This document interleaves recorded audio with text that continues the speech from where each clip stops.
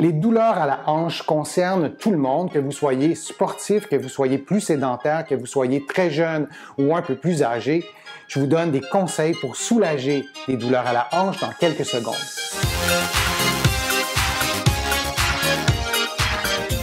Je suis Denis Fortier. Si vous êtes nouveau ici sur ma chaîne YouTube, je vous conseille de vous abonner en cliquant sur le coin inférieur droit de l'écran.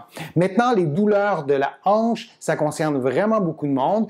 Comme je vous le disais, que vous soyez sportif, que vous soyez plus sédentaire, jeune ou moins jeune. Et aujourd'hui, je voulais vous parler de la stabilité du bassin qui est tellement importante pour soulager ces douleurs-là à la hanche. Et je vous invite à aller voir ma première vidéo que j'ai faite sur la douleur à la hanche. Vous allez avoir beaucoup d'informations sur les causes de ces douleurs-là.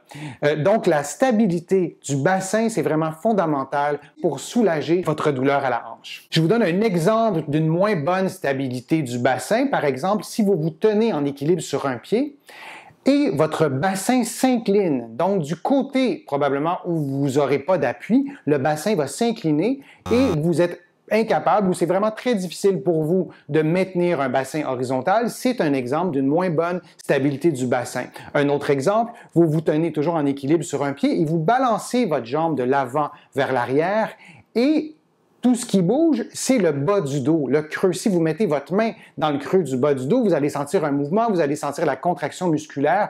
Or, vous devriez être capable de balancer votre jambe donc de l'avant vers l'arrière en maintenant votre bassin complètement immobile. Donc, le mouvement ne se fait qu'à partir de la cuisse qui va vers l'arrière. Ça reste un petit mouvement, mais on devrait être capable de le faire, donc de balancer la jambe de l'avant vers l'arrière sans bouger du tout le bassin.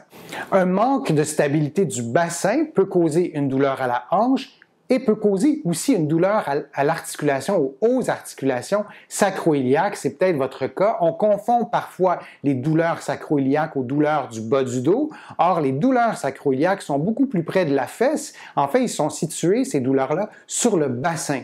Donc, la stabilité de la hanche, c'est aussi important pour protéger l'articulation sacro-iliaque parce que sinon, ce qui se passe, c'est que l'articulation sacro-iliaque va être surutilisée au détriment de l'articulation de la hanche.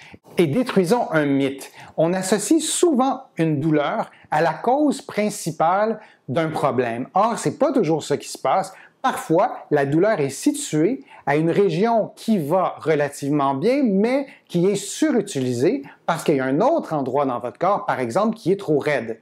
Donc, il faut régler le problème principal. C'est important, en présence de douleur, de s'assurer que le problème vient de là ou vient d'une autre région et ce problème-là cause une surutilisation et c'est ça alors qu'il vous fait mal. Donc, il faut bien aller à la source du problème. Si vous n'êtes pas certain, si vous avez un doute, parfois vous pouvez avoir des hypothèses, n'hésitez pas à consulter aussi un professionnel de la santé qui va pouvoir vous aider à cet égard-là. Avant de faire des exercices de stabilité, moi, je vous encourage à faire des exercices de mobilité de votre hanche. Par exemple, vous pourriez faire un exercice de souplesse du psoas. Vous vous couchez sur le côté, vous prenez la cheville, votre cheville avec la main, vous pliez votre genou et le mouvement qui est important, c'est le mouvement de la cuisse vers l'arrière sans toutefois avoir un mouvement du bassin ou du bas du dos.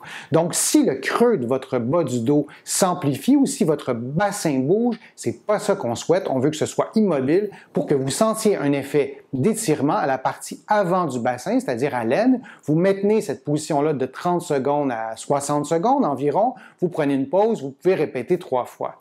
Le même exercice se fait aussi en position debout. C'est exactement les mêmes paramètres. Vous allez peut-être prendre un point d'appui sur une chaise ou le mur pour assurer votre équilibre. Et l'exercice se fait aussi couché sur le dos, au bout de votre lit, probablement serait un bon endroit, et vous allez faire une flexion du genou. Vous allez, par exemple, du genou gauche, vous allez placer ou rapprocher votre genou de votre ventre et vous laissez bien relâcher votre jambe droite, et c'est celle-là qu'on étire. L'exercice de souplesse des fessiers peut être aussi intéressant à faire avant de faire des exercices de stabilité. Vous pouvez le faire couché sur le dos.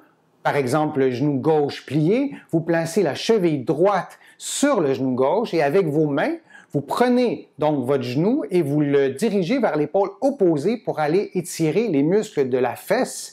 Vous gardez cette position-là pendant 30 secondes et 30 à 60 secondes et vous pouvez répéter 3 fois.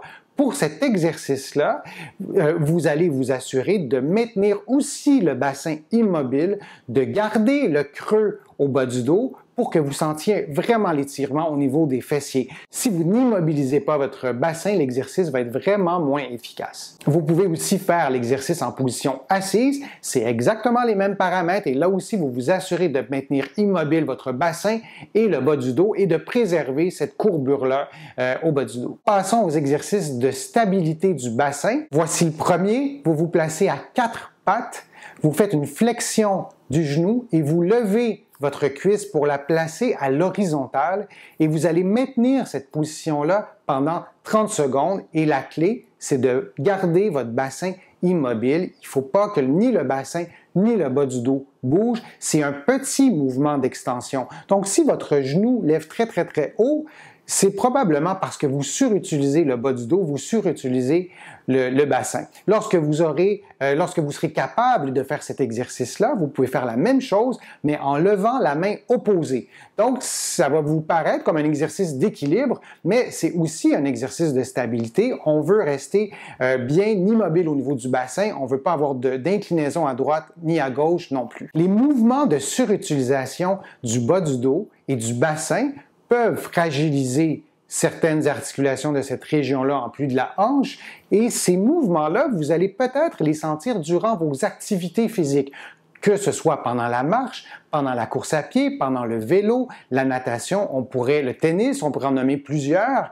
Donc, ça vaut peut-être la peine quand vous allez faire les exercices que je vous propose aujourd'hui, d'analyser ou d'observer si vous arrivez à bouger votre hanche sans bouger le bassin et sans bouger le bas du dos, de bien prendre conscience de ce mouvement-là et lorsque vous ferez votre activité physique qui peut-être produit votre douleur, de vérifier si vous arrivez à stabiliser cette région-là. Évidemment, si vous faites du vélo ou de la course à pied, on ne veut pas complètement décortiquer chaque mouvement et essayer de ne bouger que la cuisse, c'est pas ça l'idée, mais vous devriez être capable quand même d'isoler cette région-là du corps et de stabiliser votre bassin correctement. Un autre exercice de stabilisation du bassin qui est beaucoup plus difficile, je vous invite d'ailleurs à aller voir ma première vidéo sur les douleurs à la hanche, vous allez voir l'exercice du pont.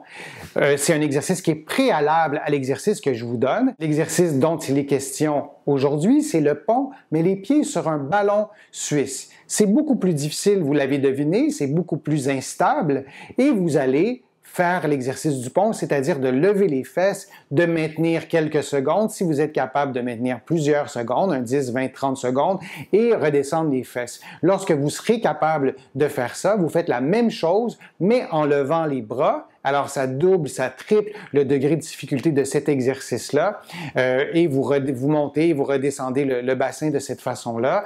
Vous pouvez faire une dizaine de fois. Vous pouvez soit faire des mouvements, monter et redescendre 3 séries de 10, ou vous pouvez soit lever, tenir 10, 15, 20, 30 secondes et faire 10 mouvements de cette façon-là. L'exercice de la planche est un excellent exercice de stabilisation. Vous vous couchez sur le côté, en appui sur l'avant-bras et vous levez le corps pour faire une ligne droite, pour former une ligne droite avec la colonne vertébrale et vos jambes, et vous maintenez cette position-là durant 30 secondes. Vous répétez 4 fois chaque côté. Si c'est trop difficile, vous pouvez garder une main au sol, ça va donc vous stabiliser, ça va enlever un peu de poids aussi sur votre avant-bras qui prend la majorité du poids de votre corps. Si vous arrivez à le faire assez facilement, vous allez lever un bras, donc le même exercice mais en gardant un bras levé. Et si c'est facile, vous allez aussi faire la même chose mais en levant en plus une jambe. Donc, il y a plusieurs façons de décliner l'exercice pour qu'il soit plus facile ou plus difficile. Vous pourriez aussi faire cet exercice-là, et là, ça devient beaucoup plus difficile, en appui sur un ballon suisse, c'est-à-dire que vous allez placer votre avant-bras sur un ballon suisse, ou sinon, vous allez placer les pieds sur un ballon suisse. Encore là, c'est vraiment, vraiment difficile. J'espère que ma vidéo vous a plu. Si c'est le cas, je vous invite à cliquer j'aime, à la partager sur les réseaux sociaux. Vous allez avoir d'autres conseils, d'autres exercices sur les douleurs à la hanche, sur la stabilité du bassin, sur la santé articulaire, sur ma page Facebook. Je vous invite à me suivre sur Facebook et vous allez aussi avoir des renseignements sur mon site web. denisfortier.ca. Vous allez trouver aussi d'autres informations dans mes livres qui sont disponibles au Canada, en librairie et sur le web. Mes livres sont aussi disponibles en France. J'espère que la vidéo vous a plu. Je suis Denis Fortier. À bientôt.